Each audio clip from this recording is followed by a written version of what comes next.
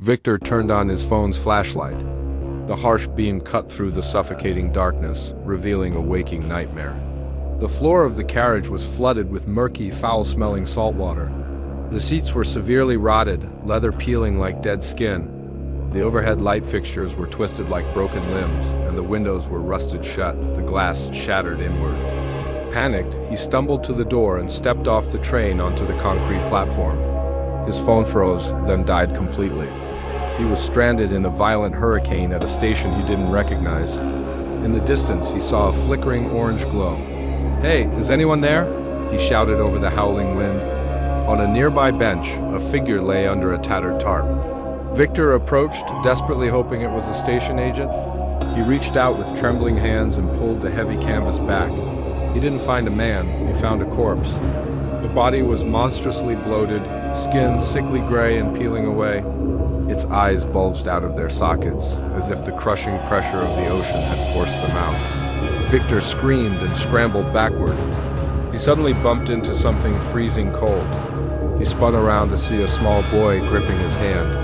The boy's skin was a pale, translucent blue-white. Where his eyes should have been, there were only milky, empty voids. His touch felt like dry ice burning into Victor's skin. Behind him, the corpse on the bench sat up with a sickening, wet squelch. "Where do you think you're going, traveler?" The dead man rasped, salt water spilling from his rotting lips. Victor bolted. He ran blindly down the pitch-black platform until a sharp, shrill whistle pierced the storm. A man in a dark, old-fashioned uniform, a train conductor, stood directly under a flickering, dying bulb. "Sir, thank God," Victor gasped, clutching his chest. "What is this place? I need to get to Key West." The conductor slowly turned. In the flickering light, Victor saw that the man's face was a melting mask of decayed flesh. He grinned, exposing blackened, rotted gums. "Nobody leaves this station, boy. This is the end of the line."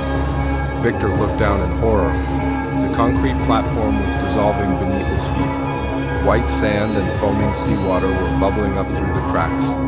He looked up at the rusted station sign swinging violently in the wind, and his blood ran cold. Madacum Key, terrified. Victor scrambled back onto the train just as it began to lurch forward.